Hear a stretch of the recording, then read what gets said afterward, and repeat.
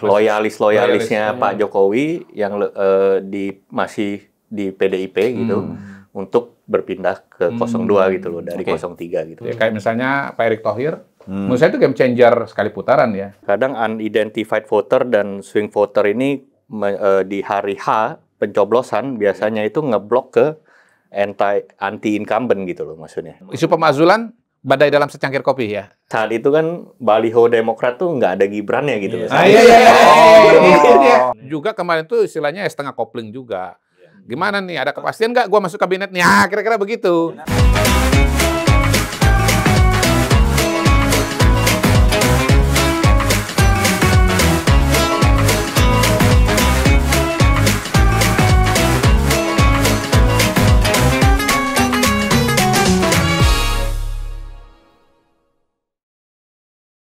Makin mendekat ke 14 Februari 2024. Ya, cepet ya. Ini makin banyak penonton politik 442. Soalnya terima kasih ya yang sudah menyaksikan, yang sudah nonton 4 kali, 5 kali, ya kan? Waduh. Ngapain aja kalian nonton sampai 4 kali, 5 kali? Tapi terima kasih. Katanya nungguin pengen Mr. lihat Q komen katanya. Bang Kodari, coach kita ini. Bang Effendi Ghazali masih di Qatar. Pulang dari Doha agak berbeda wajahnya. Bukan.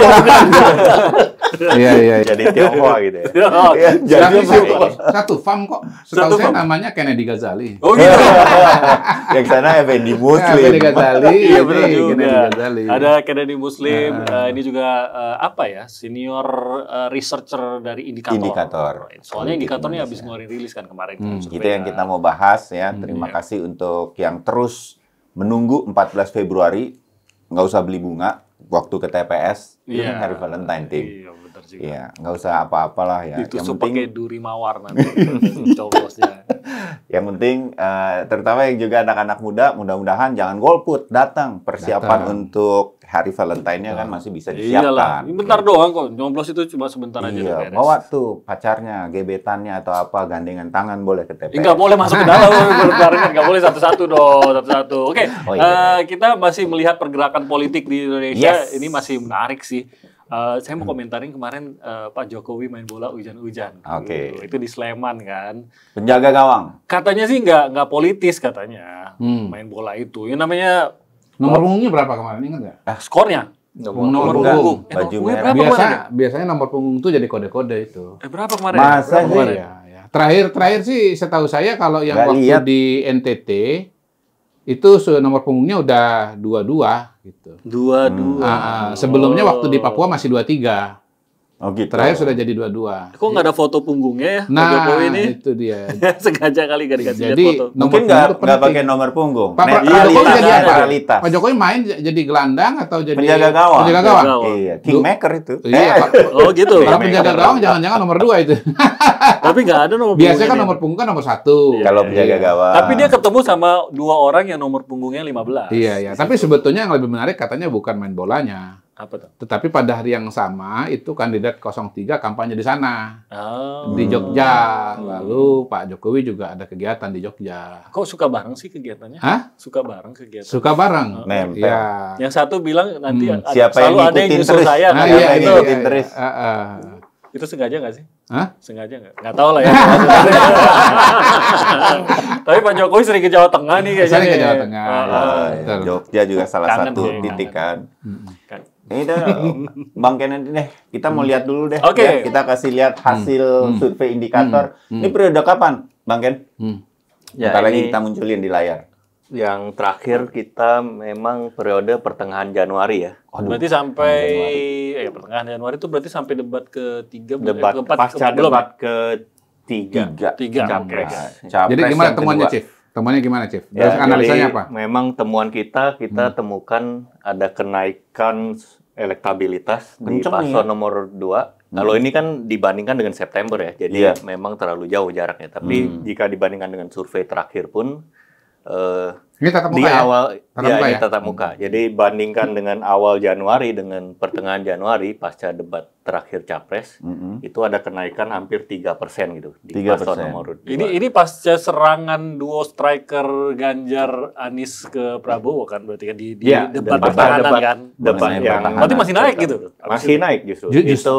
Itu justru agak mengagetkan ya. Karena kan kalau misalnya kita lihat sosial media atau di media secara umum gitu, dibilangnya ini dua capres yang lain ini menyerang Pak Prabowo yang kalah lah. Iya, Gitu. mendominasi ya. Mendominasi, lebih dominan gitu. Nomor capres nomor 1 1, dan 3 gitu ya. Maksudnya mereka tag team menyerang Pak Prabowo gitu. Tapi kita temukan memang kita juga cek di survei indikator apakah menurut responden itu serangan kritiknya paslon Amin, Pak Anies terhadap Pak Prabowo itu apakah menyerang pribadi atau lebih menyerang kebijakan gitu. Kita temukan menarik gitu. Kita tanyakan ke responden, menurut responden itu serangan Pak Anies itu lebih ke menyerang pribadi. Gitu, mayoritas ke Pak Dilihatnya gitu Prabowo ya. gitu. Yang ditangkap oleh persepsi publik ya, respondennya. Itulah itu ilmu Kita tanyakan komunikasinya. pertanyaan yang sama, apakah untuk Pak Ganjar itu lebih menyerang pribadi atau ke kebijakan. Kalau untuk Pak Ganjar beda justru datanya gitu. Lebih menurut persepsi responden lebih menyerang kebijakan gitu kalau untuk Pak Ganjar gitu loh.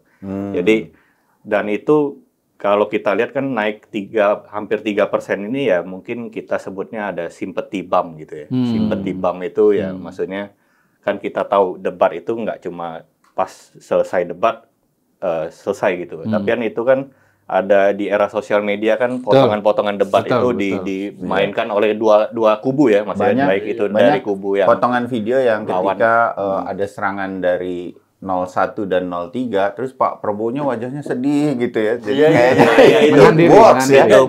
Yang kita sebut sympathy bump itu ya ada efek lah 2-3% gitu. Itu usul dari Coach Kodari. Tapi kalau kita mau bedah lagi ya, kalau ini dari pandangan saya sebagai peneliti itu kan kita harus lihat masing-masing demografi ya dan juga wilayah gitu. 3% ini dari mana? Kalau saya lihat yang dominan itu dari mana Bang Ken? Kalau dari sisi usia Gen Z itu naik kencang gitu ya. Hampir sekarang hampir dari 60-an% ke 70-an%. Kalau dari sisi wilayah Jawa Timur gitu, ada kenaikan juga yang cukup signifikan gitu 11%. Jadi kalau bisa kita tarik itu faktor dari dua demografi dan wilayah itu. Satu ya sympathy bump dari Gen Z karena yang ada video yang Pak Prabowo yang diserang ngaruh banget ya. Itu. Terus kedua mungkin di Jawa Timur ada efek Kofifa, ada efek kalau lihat demografinya itu gimana ya? Maksudnya kemarin kan kalau nggak salah gue lihat juga di datanya itu kan kebagi tuh siapa berdasarkan pendidikan, status ekonomi gitu kan. Itu kan kecenderungannya memang banyak yang nggak suka dengan serangan pribadi gitu kan. Bener. Itu ini mungkin analisa saya sebagai awam aja gitu. Itu yang menarik sih. Lo dari indikator apa, Tim? Dari indikator indikator politik saya indikator ekonomi. Indikator lapangan hijau. Indikator lapangan hijau, betul. Jadi kalau dilihat tuh yang sarjana lah, yang pengeluaran cukup besar itu memang sekitar 50-an% itu nggak suka serangan terhadap pribadi. Tapi yang menarik tuh yang petani, nelayan, ya ini yang jumlah masyarakatnya besar lah gitu ya. Itu mereka nggak suka serangan pribadi itu bisa sampai 60-an% loh, lebih tinggi gitu. Jadi ngaruh nggak sih itu bahwa akhirnya nggak ngaruh juga kalau memang kita terlalu mungkin paslon ini terlalu nyerang, makanya terjemahkannya ke bawah malah terlihat sebagai kasihan 02 gitu. Nah, pertanyaan saya apa ya sebenarnya? Intinya adalah kalau gue nangkepnya gini, debat di Indonesia, debat capres cawapres ini di Indonesia nih nanti dari Coach Kennedy menggantikan Coach Effendi yang lagi di Qatar sama Coach Kodari. Pengaruh nggak sih dalam elektoral kemudian menaikkan ini? Ternyata jadi kalau gue jadi capres nih Tim, kita berdua jadi capres cawapres gitu, kita ngalah aja, nggak ngerti aja, yang penting kesian nanti orang. Kayak tanpa kasihan lu lebih debat itu ada dua fungsinya. Ini kita bicara Indonesia ya. Ya, pertama sebagai katakanlah tontonan ya, sebagai talk show, yang kedua sebagai instrumen elektoral. Nah, kita yang elit ini atau kalangan terdidik ini terbiasa melihat dengan satu dimensi bahwa ini adalah debat sebagai adu kepintaran, adu bicara, kayak di Amerika, adu retorika. Gitu. Padahal visi-misi. Ya, padahal ada elemen-elemen emosional di sana dan saya melihat elemen emosional itu terutama menjadi lebih maksimal lagi karena kita sekarang ada dua jenis media ya, media massa, media mainstream dengan media sosial. Gitu. Nah, bagian pertama itu kan munculnya kan di media utama, media mainstream ya, munculnya di TV kan. Nah, itu kelihatan tuh talk show-nya itu, diskusinya, debatnya itu kelihatan. Dan pada bagian itu, maka kemudian yang memang suka omon-omon gitu ya, yang terbiasa omon-omon gitu kan, itu akan lebih unggul daripada yang tidak terbiasa dengan tradisi itu. Gitu.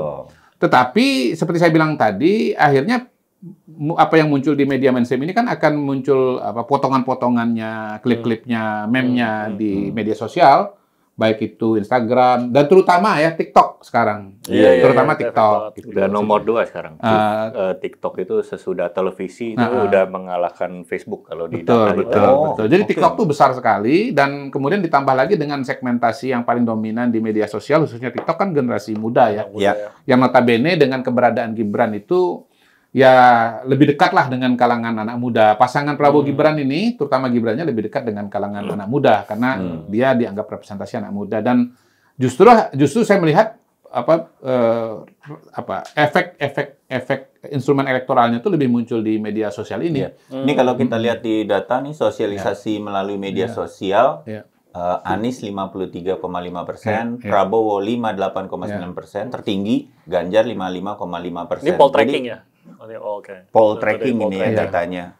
Bang Ken, memang ini sangat pengaruh ya, Coach Ken ya, kalau media sosial sekarang ya? Untuk meraih elektoral terutama anak muda. Iya, benar. Penetrasinya udah luas ya? Penetrasinya udah sangat luas. Memang kan data terakhir orang yang punya sosial media dan juga mengakses internet itu di angka sekitar 73% kalau di data dan ini kan yang memang paling ingin tapi ada ini ya, ada variasinya juga ya antara TikTok, Instagram, jadi berdasarkan usia gitu. X itu paling bawah sekarang ya? Paling bawah, Twitter ya, sedikit hanya 7%. 7% tapi memang efeknya X atau Twitter dulu itu tidak langsung ya, karena kan opinion maker biasanya bermain X ada gitu di ya. situ. Nah, jadi apa yang menjadi perdebatan dan diskusi di X biasanya itu secara nggak langsung menular ke media mainstream gitu loh. Betul. Sebagai sebuah wacana. Ya, untung kita udah jadi mainstream team. Itu apa istilahnya konvergensi ya, konvergensi antara media massa dengan media sosial. Jadi balik ke debat sedikit, siapa yang terpengaruh nih lewat debat ya, yang masih akan ada terakhir satu lagi kan ya, debat akhir nih, elit, orang-orang yang nggak main media sosial atau anak muda yang sekarang berusaha dipengaruhi ini akan terpengaruh oleh debat, Coach Ken? Jadi kalau kita bicara soal pengaruh debat itu kan tergantung juga dia menyaksikannya di medium apa gitu ya. Kalau dia menonton langsung di televisi itu belum tentu sama persepsinya dengan kalau dia hanya melihat potongan klip-klip di media sosial gitu. Karena kalau potongan klip kan udah hasilnya diedit untuk mendapatkan sebuah persepsi masing-masing tim kampanye pasca debat itu pasti udah langsung bekerja keras mengolah gitu loh apa yang terjadi di debat gitu. Tentu yang menguntungkan tim paslon mereka masing-masing gitu. Seperti yang tadi yang simpati BAM-nya Pak Prabowo itu kecanggihan dari tim paslon nomor 2 gitu loh. Bagaimana mengemas tunjuk tangan dong. Gitu. Tunjuk tangan. Harusnya dari awal kita gini. Cari apa? Bang Ege kemana? Saya mencari-cari. Bang Ege nih kita tapping yang kali ini dia keselak terus nih. Nah, Bang Ege balik kok nanti. Nah, dia keselak karena 04 tadi. Ada 04 sekarang. Salam jari. Anyway, sebagai coach semua di sini di Politik 442 kita salut lah. Ya, tetap timnas ya kan. Lolos 16 besar, udah berjuang mati-matian. Australia memang jauh di atas. Menurut saya gini lah, saya dari dulu punya pandangan bahwa ranking FIFA itu nggak bohong. Kalau ada bicara ranking, salah satu ranking yang saya lihat memang realitanya dekat dengan salah satunya di FIFA ya. Saya kan pernah bilang bahwa kalau mau masuk Piala Dunia itu rankingnya harus di atas 60-an. Maksudnya dari 1 sampai 60 lah ya. Kalau dua itu jangan berharap. Kita tuh 120, 145 sampai 45 sekarang ya. Bandingkan dengan Australia yang 25. 25. Iya, jauh banget. Dan langit. Iya. Tapi 04 oke lah. Ada beberapa serangan juga kok, tinggal finalisasi, finishingnya yang Australia finishingnya lebih efektif. Iya. Indonesia. Ada sundulan-sundulan jadi lebih tinggi ya. Oke lah, tapi kita oke lah kalau menurut saya 4-0 dan ada beberapa serangan yang masuk. Jadi siapapun pilihan Anda semua 01, 02, 03 kita tetap semua mendukung timnas Indonesia. Kita tetap terus mendukung. Yang kalah 04 itu. Yang kira kan ini sudah suatu prestasi bahwa Indonesia pertama kali masuk 16 besar. Oke. Ini adalah fondasi bagi yang berikutnya. Iya, setuju. Kalau saya bilang selalu belajar tuh, kita bisa masuk ke sana melawan tim yang otomatis kan pasti tim yang bagus gitu kan. Itu kan pengalaman yang sangat bagus juga buat pemainnya gitu loh, buat mental mereka segala macam. Gaining lah, tetap gain sesuatu. Kembali lagi ke politik. Balik ke politiknya. Program. Ini kan tadi kita lihat nih ada beberapa kenaikan penurunan dalam elektabilitas. Iya. Sekarang waktunya dikit. Mau tanya sedikit. Nanti ini nyambung. Ini lagi nyambung lagi juga ya. Ya udah. Yang lain kok 02 kan bisa cukup signifikan Coach Ken. Ini 01, 04 memang ujung-ujung suka bersaing. Lagi ketat ya? Iya. Tapi kan ini biasanya 04 itu 01 plus 03. Maksudnya yang sayap kiri sayap kanan lagi ketat gitu loh. Tapi tidak bersaing ya. Pengen kerja sama tapi sebenarnya kurang bersaing. Iya. Kurang kompak. Benci tapi rindu gitu ya. Tapi 01 sama 03 Coach Ken, kenapa relatively stagnan ya mereka? Nah itu. Iya, padahal kan effortnya kenceng nih, ya kan? Kalau 2 kan tinggal begini-begini. Sosial medianya jalan apa? Saya dulu, nanti mungkin ditanggapin. Boleh. Saya beda bisa sama kan gitu ya. Kalau menurut saya 01 itu pasti stagnan karena patokannya adalah tingkat kepuasan kepada Pak Jokowi dan tingkat kepuasan pada Pak Jokowi kan nggak pernah turun banget gitu loh. Dia 75-80, makanya rentang suaranya Anies Baswedan sebagai mereka yang mengambil kolam oposisi itu ya di sekitar 20-an% saja. Ternyata kok dari angka indikator ini kan angkanya nggak berubah gitu. Kemudian kalau bicara pasangan Prabowo dengan Ganjar, Prabowo Gibran dengan Ganjar Mahfud, Prabowo Gibrannya naik, Ganjar Mahfudnya turun. Gitu. Memang akan saling mempengaruhi. Nah, sekarang ini seolah-olah ini bersaing dua ini karena yang satunya ini stagnan, yang satunya turun terus. Gitu. Walaupun perkembangan terakhir hemat saya, ya sekarang pasangan Ganjar Mahfud itu sudah pada posisi cenderung di bawahnya Anies Muhaimin. Gitu. Sementara Prabowo Gibran terus naik dan berusaha mengejar angka 50% itu plus 1 atau sekali putaran. Di beberapa wilayah tuh bisa dilihat tuh saya lihat di indikator ya gitu ya. Jawa Tengah, Bali ya, apa Kalimantan juga gitu. Itu benar-benar Prabowo naik Ganjar turun. Iya. Prabowo turun, Ganjar naik. Jadi benar-benar kelihatan banget makan dari kolam yang sama itu udah suaranya. Betul. Jadi kolam suaranya Prabowo dengan Ganjar itu adalah kolam suara yang puas kepada Pak Jokowi dan bertarungnya di sana. Gimana, Chief? Nggak ada yang bisa saya bantah. Oh iya. Memang tren pola datanya seperti itu. Kita bisa lihat dari kolam suara kalau bahasanya Bang Kodari. Bahasa saya tadi kok. Enggak. Ngeklaim banget kan. Approval rate-nya Pak Jokowi kan konstan ya di antara 75 sampai 80 gitu seperti itu. Jadi memang itu seperti memberikan ceiling juga untuk paslon nomor urut 1 ya yang mengusung perubahan gitu maksudnya. Dan itu tetap ada Gen Z-nya yang mengisi si kolam-kolam itu. Gini. Saya lihat kan salah satu yang paling kenceng mendekati anak muda 01. Ada desak Anies, Ganjar ada itu Abah ketemu siapa segala macam. Tapi ternyata itu nggak bisa menaikkan itu ya. Iya, karena clear di data survei kita yang pernah mendengar soal program desak Anies itu masih di bawah 20% gitu loh. Dan sedangkan sekarang waktunya tinggal berapa ini? 2 minggu gitu. Program desak ini terdesak rupanya. Program yang terdesak bukan Anies ya. Terdesak bisa keluar dari 17,5 yang tahu. Iya, 17,5. Tabrak Prof juga kecil ya. Tabrak Prof ya. Mungkin desak Anies kan kurang dari 20%. Mungkin ya program tabrak Prof pun juga sangat terbatas gitu loh. Bahkan kalau nggak hati-hati tabrak ini bisa bablas juga gitu. Dan mungkin terakhir itu kan agak terlambat sebenarnya. Kalau desak Anies kan agak depan perkotaan dan kalangan terdidik lah ya yang tahu dan mungkin maksudnya sangat tertarik gitu. Sekarang udah digabung sih desak sama selepet tuh udah digabung. Desak Anies selepet Muhaimin digabung jadi acaranya kan. Oke. Nah, tadi sebenarnya mau nanya soal program desak Anies dan segala macam ini. Sebenarnya tadi kan dibilang kolamnya rebutan segala macam. Anies pun terbatas karena ada kepuasan terhadap Pak Jokowi yang cukup tinggi lah bisa dibilang cukup tinggi di 75-80. Masih ada nggak sih kolam yang belum tersentuh yang tidak tahu tidak jawab ini sebenarnya bisa diambil nggak sih suaranya atau akan berpengaruh nggak kepada atau justru akan hasil? Anggap aja golput mereka. Iya, ini ya kalau kita lihat data gitu kita analisa yang menjawab tidak tahu tidak jawab di itu menurun, survei kita itu ya kadang turun naik tapi di kisaran 5-8% lah maksudnya di kisaran itu tinggal tersisa yang menjawab tidak tahu tidak jawab gitu. Mereka kan yang disebut swing voter atau unidentified voter gitu. Jadi kalau untuk swing voter saya rasa debat bakal ada pengaruh gitu loh. Untuk biasa kan swing voter ini mereka yang terdidik, tinggal di perkotaan. Tapi sangat kecil berarti kalau unidentified voter itu mungkin juga mereka juga yang nggak terlalu tertarik politik gitu loh. Kadang kita lihat di base ibu rumah tangga itu agak tinggi gitu. Karena mungkin mereka nggak terlalu ngikutin politik kan sibuk sama kehidupan sehari-hari aja gitu loh maksudnya.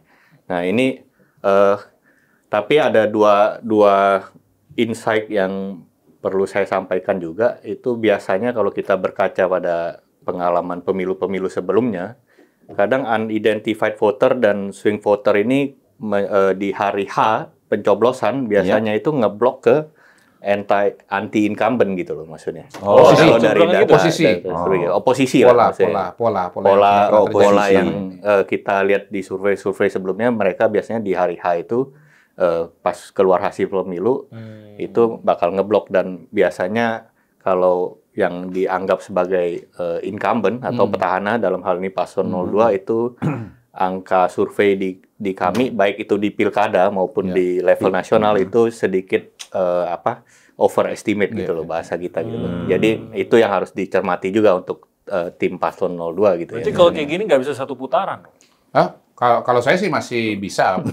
Karena lihat tuh gambarnya trennya kan masih naik. Belum 50%, tetapi masih terus mendaki menuju ke puncak. Jadi masih politik 4-4-2. Masih ada peluang untuk sekali putaran. Bahkan dibandingkan dengan sebulan yang lalu, ya level of confidence saya bahwa ini bisa sekali putaran itu naik dari 70% ke 80%. Apa alasannya? Ya pertama trennya masih naik, gitu. Yang kedua, saya melihat sekarang ada orang-orang yang bisa membantu untuk meningkatkan suara. Istilah saya itu game changer sekali putaran. Gitu ya. Kayak misalnya Pak Erick Thohir, menurut saya itu game changer sekali putaran ya. Dia nggak perlu membawa 20% suara, nggak perlu membawa 10%, cukup dia bawa 1%, 2%, dan dia punya satu kolam yang menurut saya tadi ada pertanyaan tim ya, itu belum tereksplorasi, yaitu kolam pendukung sepak bola. Itu ya ini Anda yang menyaksikan. Iya, Pak Erick itu kan kenapa? Kalian ini. Jangan lupa loh, Pak Erick itu dulu sebelum penetapan calon itu adalah cawapres dengan elektabilitas tertinggi. Iya, betul. Indikator tertinggi dia. Terutama setelah PSSI. Kenapa dia bisa tertinggi? Pertama karena dia ketum PSSI.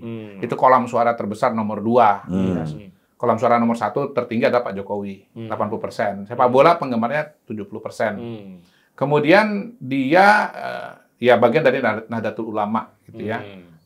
Ansor atau panitia. Kemudian dia punya kolam suara di Sumatera bagian selatan. Itu yang menjelaskan kenapa seorang Erick Thohir kok bisa tinggi itu surveinya sebagai calon wakil presiden. Jadi saya yakin Pak Erick itu juga punya fans yang bisa dia tarik untuk mendukung pasangan 02.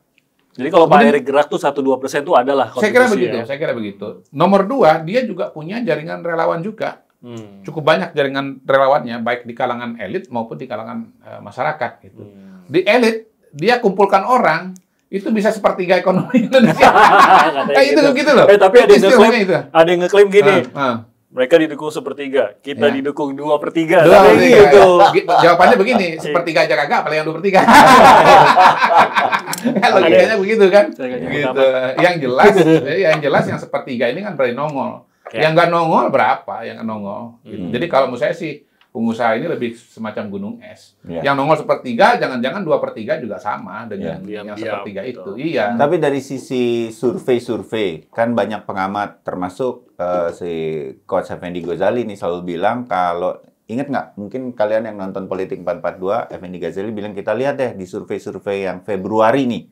Kalau nggak sampai 50% juga, Bang Effendi waktu itu bilang ini 2 putaran. Coach Ken? Kan ini 48% lah indikator begitu ya. 2 putaran apa 1 putaran kalau dari sisi indikator?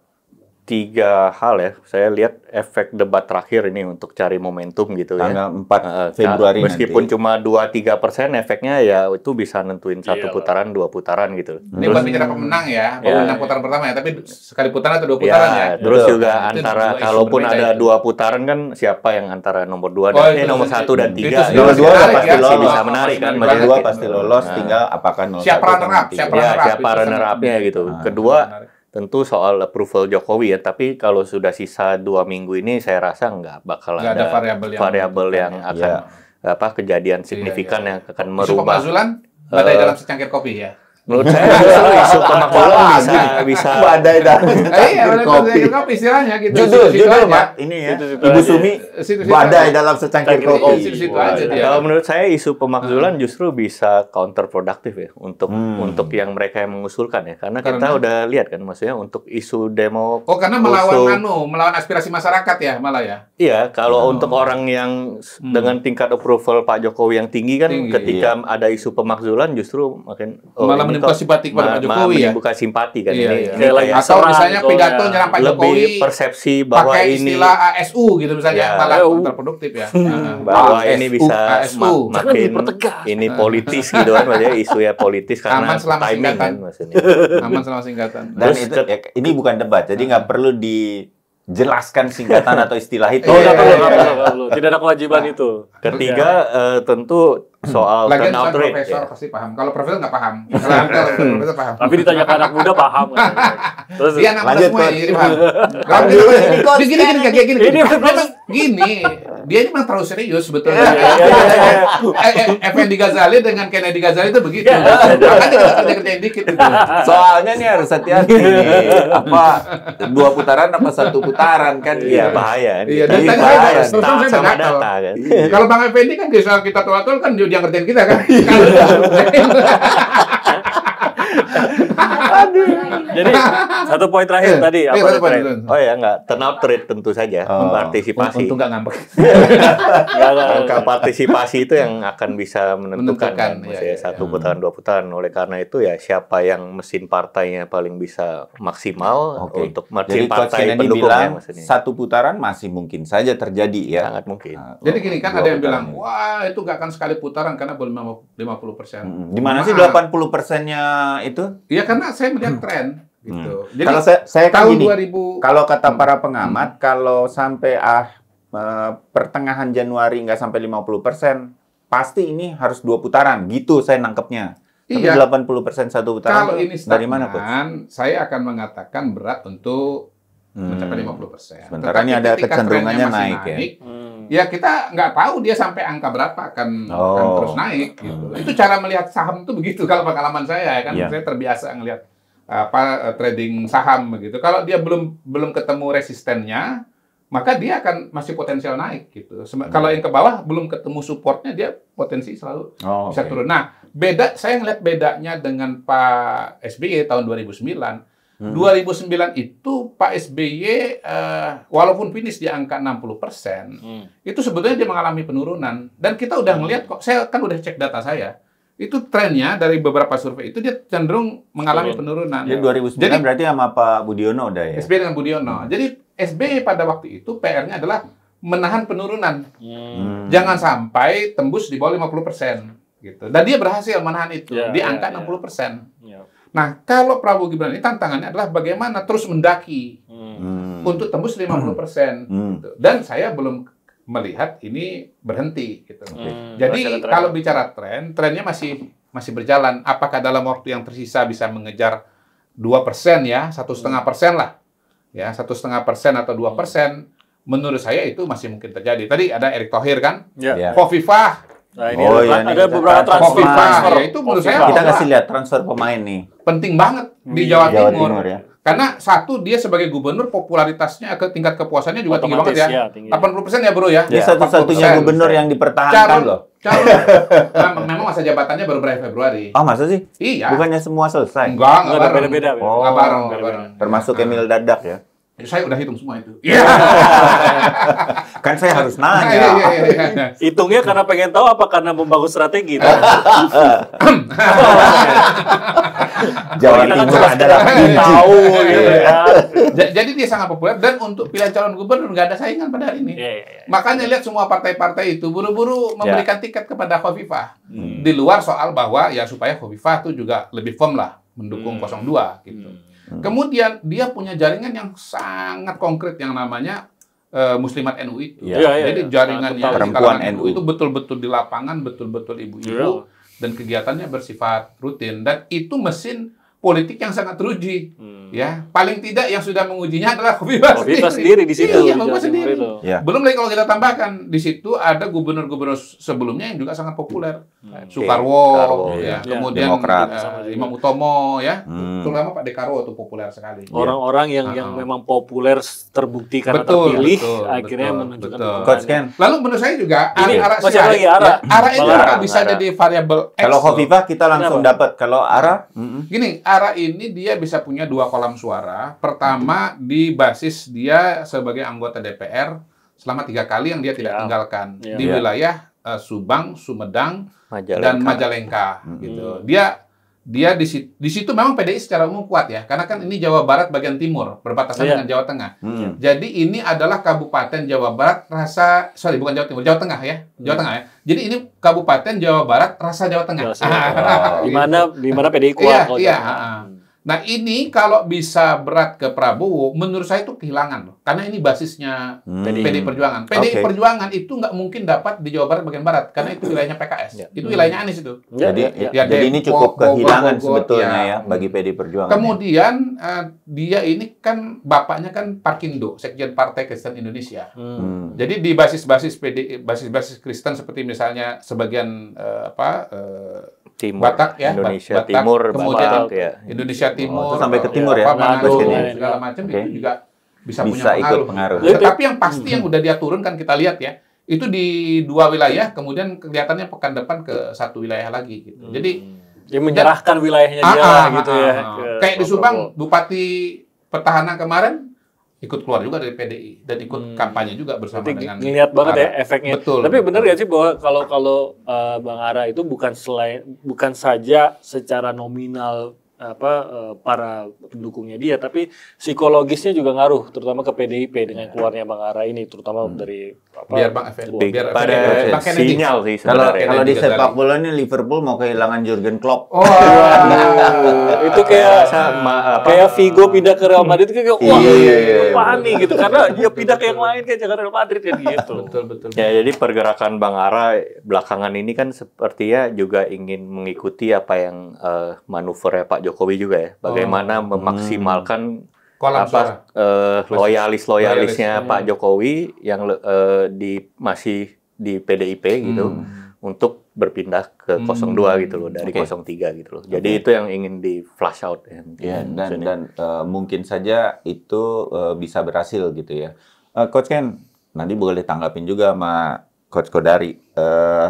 Kalau sentimen respect terhadap Pak Jokowi yang sudah memimpin 2 periode, rasanya Indonesia Timur kuat dan semua orang juga punya respect yang sama. Tapi ada catatan, misalnya Pak Jokowi cawe-cawe di Mahkamah Konstitusi untuk Gibran itu belum hilang, menurut saya masih rame terus walaupun di media sosial. Tapi tadi kan nggak semua di media sosial itu berbanding lurus begitu untuk elektoral. Yang kedua nih yang up to date nih, Pak Jokowi bilang Presiden boleh memihak dan kampanye. Kayaknya ini kemudian harus diralat sama Pak Jokowi hari Sabtu kemarin. Nah, ini juga nanti bisa pengaruh. Ditegaskan loh malah. Ditegaskan. Maaf. Harus dijelaskan kembali. Tidak salah arti. Pasalnya gede-gede. Ya, Nilo pasalnya kayak gitu. Ya. Coach, terkait sama netralitas, kita belum ada survei terbaru ya soal apa yang pengaruh gitu ya, statementnya Pak Jokowi yang terakhir ya maksudnya. Tapi kalau kita berkaca pada data 6 bulan lalu, kita ada lah maksudnya. Pernah tanya apakah sebaiknya presiden itu netral atau berpihak gitu ya. Kalau misalnya kita nanya ya mayoritas harus pemilih bilangnya harus netral. Tapi jangan salah, itu belum tentu punya dampak elektoral gitu loh. Kadang kita harus hati-hati juga membaca data seperti itu. Belum tentu misalnya ketika Pak Jokowi melakukan sesuatu yang bertentangan sama data yang bilang apa gitu. Itu kadang sentimen partisan juga bermain gitu loh Mas. Jadi kalau memang sudah suka sama Pak Jokowi, ini malah jangan-jangan bisa menggeser data yang tadinya mengatakan presiden harus netral. Tadinya bilang presiden harus netral, presiden bilang nggak perlu netral, iya kayaknya bener gitu kan. Itu biasa gitu maksudnya. Itu bagaimana seorang leader shaping public opinion juga bisa kan maksudnya. Ada leader yang mengikuti apa kata public opinion, ada juga yang dia shaping the public opinion gitu. Jadi dua hal itu bisa terjadi. Ya, mumpung belum hilang juga, pengen juga yang up to date yang kita ikuti. Pak Jokowi sepedahan sama AHY ketemu di Jogja. Selain main bola di Sleman dulu, tadi udah dibuka sama itu, sama ketemu Sultan di Jogja. Ketemu AHY juga. Saya kira kalau ketemu AHY itu adalah rangkaian ketemu dengan ketua partai politik ya. Ketua partai. Ini harus kita meskipun telat ya, Coach Q memang harus dikasih jeda. Karena kalau yang lain itu kan ada judul yang lain, itu kan anggota kabinet kan. Kalau ini kan bukan anggota kabinet, makanya harus dikasih jeda dulu. Poinnya saya kira sekarang ini adalah mengoptimalkan suara di masing-masing kolam. Kolamnya Golkar dioptimalkan, misalnya ke 02 baru 60%, gimana caranya supaya jadi 70%, 80%. Di Demokrat juga barangkali begitu, masih 60%, gimana caranya supaya 80%. Dan kita lihat memang kan AHY kan makin lantang nih beberapa hari ini. Makin lantang, iklannya makin nongol, bahkan di atas panggung sudah gitu. Nah, Pak Prabowo juga gesturnya saya kira sama, dirangkul gitu kan. Udah satu panggung dengan Kaisang kalau nggak salah ya dengan Gibran apa di Semarang itu. Jadi ini mau dibikin lebih all out lah untuk bisa mengoptimalkan suara di masing-masing partai politik. Terus memang ada yang namanya split ticket voting di mana pemilih partai politik itu memilih presiden yang berbeda dengan yang resmi diajukan oleh partainya. Tetapi tetap saja mayoritas sesungguhnya paralel ya. Pilihan partai dengan pilihan presiden itu tetap paralel gitu. Kecuali kasus-kasus yang sangat ekstrim ya, misalnya kayak 2004 itu yang saya nggak pernah lupa, Pak Hamzahas itu orang P3 yang milih dia cuma sepertiga gitu ya. Tuh. Tapi anomali itu ya. Kalau yang lain itu di atas 50% lah. Mungkin Pak Wiranto itu 50%, ya kan, Amin Rais itu 70%, 80%, bahkan SBY di partainya sendiri 90%. Gitu. Jadi kita harus lihat ketemuan sama AHY ini juga sebagai sebuah bentuk soliditas yang dibangun lagi sama Pak Jokowi Oke. Dan itu juga bagian dari perencanaan politik ke depan. Tapi kalau saya lihat Demokrat nih posisinya agak serba salah ya, seperti mirip kayak Ganjar sekarang gitu loh maksudnya. Betul. Jadi dia di satu sisi di DPR kan di luar pemerintahan, partai oposisi, tapi untuk koalisi capres dia bergabung. Justru itu Cip, yang masih setengah-setengah ini mau didorong agak lebih tegas kepada mendukung Pak Jokowi dan mendukung Prabowo Gibran. Nah, mungkin karena traditional votersnya mereka sebenarnya nggak ada. Menurut saya kemarin juga bisa AHY terlalu dan SBY juga kemarin tuh istilahnya setengah kopling juga. Gimana nih, ada kepastian nggak gue masuk kabinet nih? Kira-kira begitu. Jadi sekarang udah dipastiin? Menurut saya begitu. Menurut saya sudah sampai pada second bahwa betul-betul akan masuk ke kabinet. Kalau saya baca gini ya Cip, kemarin kenapa Pak Jokowian sesudah makan malam sama Pak Prabowo yang safari dengan ketum-ketum itu kan tidak ada ketemu AHY belum di situ kan. Demokrat. Itu kayaknya saat itu kan baliho Demokrat tuh nggak ada Gibrannya gitu. Begitu kayak seperti kayak Pak Jokowi ngirim sinyal nih. Ada rasa dong saya di sini. Ada rasa trauma AHY. Mungkin dulu kan sama siapa? Bareng di mana-mana. Terus jadi hubungan berikutnya nggak mau buru-buru kan AHY gitu. Belum move on. Terus kan ada statement SBY kita full sama akan berjuang untuk Pak Prabowo. SBY juga turun gunung tuh ya. 2 hari kemudian AHY diajak sepedahan gitu. Ketemuan mau ngasih USB. USB isinya foto Prabowo Gibran, ini tolong ditaruh di baliho. Jadi berapa? 2, 3, apa 4 kursi? Buat Demokrat. Oh, Demokrat. Ya, saya kira paling nggak 2 kali ya. 2 kursi. Oke. Masih banyak partai lain soalnya. Kira-kira tapi begini, semuanya itu nanti akan melihat realita hasil pileg juga. Ini sisi tawar kan. Kalau kursinya ini banyak, tawar menawar di DPR-nya ini banyak, sebagai pra ya, karena nanti pileg akan menentukan. Gini deh, AHY udah pasti jamin gitu. Nah, apakah nambah satu lagi atau dua lagi? Lihat itu gantung hasil Pileg. Iya. Tergantung kursi DPR-nya dapat berapa. Karena ada kecenderungan Demokrat naik loh ya, legislatif di beberapa survei kan. Kita cenderung stagnan sih. Stagnan. Dan bahkan sempat turun ya ketika AHY dengan Anies bisa jalan itu kan suara-suara yang oposisi itu ikut pindah sama Anies gitu loh maksudnya. Iya. Oke, itu menarik tuh nanti pilegnya hasilnya siapa partai politik yang menguasai DPR-nya. Wah, itu apalagi kemudian misal ada putaran kedua itu akan tawar-menawarnya akan unik lagi. Tapi ini bakal ada, ini kalau kita lihat berkaca sama survei ya, terutama kalau di survei telepon terutama, itu kan Gerindra kadang udah sering menyalip PDIP ya gitu kan. Di legislatif? Di Pileg gitu, konteks Pileg. Jadi, tapi kalau misalnya kita lihat sejarahnya gitu, Gerindra itu meskipun suaranya tinggi, katakan mengalahkan Golkar, tapi dia kurang efisien gitu suaranya gitu. Finishing touch-nya kurang ya? Nggak, kurang efisien tuh banyak suara terbuang gitu loh. Jadi meskipun jumlah total suaranya ada di itu wilayah-wilayah yang istilahnya itu BPP-nya terlalu tinggi ya, gitu. Jadi saya nggak kaget kalau misalnya katakan hasil akhir Pileg kita berkaca pada hasil survei misalnya selisih antara Gerindra dan PDIP, Gerindra menang dari PDIP secara total suara, tapi kursinya di bawah PDIP itu sangat mungkin gitu loh. Karena kalau kita lihat berkaca pada 2019, Gerindra termasuk yang tidak seefisien PDIP. Tapi gini, gitu, saya mungkin agak beda kali ini. Jadi kalau 2019, secara suara Gerindra lebih tinggi daripada Golkar. Tapi secara kursi Golkar lebih tinggi. Nah, karena Golkar itu kuat di luar Jawa, yang BPP-nya itu kecil. Kursi-kursi murah. Gitu. Tapi PDI itu dia kuatnya di Jawa. Gitu. Yang kursinya mahal, gitu. Jadi mungkin ini akan lain story ya menurut saya ya. Ya Gerindra ini kan dia juga bukan hanya terkonsentrasi di Jawa, tetapi juga di luar Jawa. Sumatera. Iya, di luar Jawa juga. Jadi mungkin kali ini story-nya agak beda. Kalau lawan Golkar dia kalah efisien, tetapi kalau lawan PDI mungkin dia justru akan lebih efisien. PDI itu agak mirip dengan PKB. PKB adalah partai yang paling tidak efisien karena dia sangat dominan di Jawa, kursinya Jawa Timur dan Jawa Tengah, yang kursinya sangat mahal. Jadi suaranya bisa besar, betul, tapi kursinya nggak kecil, nggak banyak karena daerahnya mahal. Jadi misalnya suaranya bisa 12%, tapi kursinya cuma 10%. Gitu. Tapi kayak Golkar atau pernah Demokrat itu suaranya 20%, kursinya bisa 25%. Nggak salah nonton politik 442, wawasan bertambah, ya kan? Gitulah kita nonton sama coach-coach yang seru kayak begini, kita jadi nggak serta-merta menang gitu kan. Iya. Penting loh ini suara pemirsa ini. Kolam pencinta bola ini. Penting banget. Bola penting ini gol apa enggak tergantung bapak-bapak, ibu-ibu. ST out atau ST tetap. Jadi bawa-bawa ke sana. Iya. Siapa? Udah takut mau ini.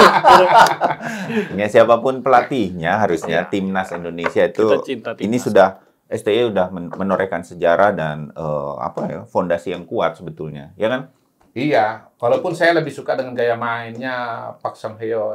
Jadi kalau saya dari dulu tetap pelatih ini, Vietnam untuk menurut saya yang harus dilatih dari pemain Indonesia itu adalah mental sama stamina.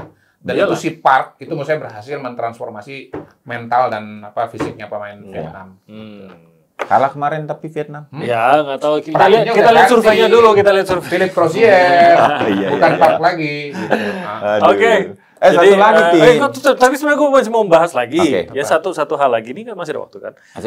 Soal ini, Pak Jokowi kan kemarin kan yang tadi pertemuan segala macam itu kan sebenarnya bisa dibilang gocekan-gocekannya Pak Jokowi nih menjelang masuk injury time. Ada yang bilang tuh panik, Bang Kodari. Bener nggak sih panik atau memang harus pertama begini ya, ini semua kingmaker turun. Megawati kampanye buat Ganjar, Surya Paloh JK kampanye buat Anies. Tentunya ya kingmakernya Prabowo Gibran akan turun juga. Yang kedua, Pak Jokowi ini ya merupakan mega influencer menurut saya dibandingkan dengan yang lain-lain. Karena balik lagi dia adalah kolam suara terbesar di Republik ini. 80% pemilih itu adalah tergantung Pak Jokowi. Basisnya adalah Pak Jokowi. Dan karena analisa saya bahwa ya sebetulnya peta pertarungan Pilpres ini khususnya Prabowo Ganjar itu bisa ditarik kepada Pak Jokowi. Jadi ya sikap gestur dan ya opini dari Pak Jokowi itu sangat menentukan. Tapi risky nggak? Dalam arti gini. Dari segi apa? Dari sisi ya bisa aja blunder, apa undang-undangnya udah jelas kok dipasang gede-gede. Undang-Undang Nomor 7 Tahun 2017 jelas menyampaikan di pasal 299 bahwa Presiden dan Wakil Presiden mempunyai hak melaksanakan kampanye. Pasal 299. Di luar itu deh, misalkan pasal ada 299 dalam proses kampanye mungkin dibilang pelanggaran lah. Jadi ada resikonya nggak sih kalau Pak Jokowi turun langsung kayak gitu? Iya, semua ada risiko, tapi risikonya sih kecil kalau kata saya sih. Lebih besar manfaatnya daripada risikonya. Tapi efeknya lebih besar. Efeknya lebih besar. Makanya 80%. Dari 70%, 80% satu putaran. Dan Kenapa Jokowi? udah injury time pula ya. Wow, di injury time. Potensi blunder udah makin kecil. Ini satu lagi, Tim. Coach Ken sama Coach Kodari. Pertanyaan banyak orang sama teman-teman, baik, pengaruh nggak sih kalau, ini mungkin ada juga teman-teman saya yang menyaksikan, nih pertanyaan lu nih gue tanyain nih ya. Mereka titip tanyain dong tuh di Politik Ban 42. Buruan tanyain. Pengaruh nggak sih slang? Jadi kita kan slang. Dewa. Ganjar Mahfud. Dewa kan Prabowo. Saya bilang Pak Prabowo sama Gibran udah pasti tuh dewa, ya kan? Band Dewa Ahmad Dhani dan Amin kan Soneta Group Rhoma Irama. Gue bilang sih sama Timi, ini enak kita nonton kampanye terakhir mereka ini seru, bagus-bagus konsernya. Tapi pengaruh nggak Coach Ken? Ke anak muda misalnya, pengaruh atau ini di injury time ini mereka akan melakukan sesuatu dan elektoralnya akan terbantu nggak? Kita lihat kalau berkaca sama pengalaman 2014 ya, maksudnya saat itu kan ada Pak Jokowi foto yang di halaman Kompas ya, maksudnya yang di GBK gitu. Salam dua jari pada konser salam dua jari akhir itu. Ya ada yang berpendapat itulah yang membantu gitu loh, maksudnya kan mengunci kemenangan Pak Jokowi gitu loh. Menurut saya kalau misalnya sekarang ada slang, terus siapa lagi tadi? Mang Rhoma Irama dan Dewa gitu ya, maksudnya. Ya itu apa? Kalaupun ada pengaruhnya cancel each other gitu loh maksudnya. Kalau saya lihat sih ya suaranya saling membatalkan gitu loh maksudnya suaranya. Jadi ya efeknya juga sangat terbatas ya. Kecuali ada sesuatu yang benar-benar di luar perkiraan kita gitu. Ya kecuali ada yang dapat Coldplay ya buat main buat mereka ya. Dua kali. Nah, satu jari, dua jari, tiga jari. Kalau saya itu Coldplay, Metallica baru. Metallica. Oh, sama Taylor Swift kali kalau Taylor Swift. Waduh, selesai itu. Masalahnya bener sih, karena ini juga artis-artis besar cancel each other, jadi nggak ada yang satu yang mencuat sendiri gitu ya jadinya. Oke. Ya sebetulnya kan artis-artis begitu lebih kepada meramaikan panggung. Iya. Nah, tetapi masyarakat memilih itu bukan karena artis-artis itu, karena variabel-variabel yang lain lah. Sesuai dengan teori-teori bisa jadi politik.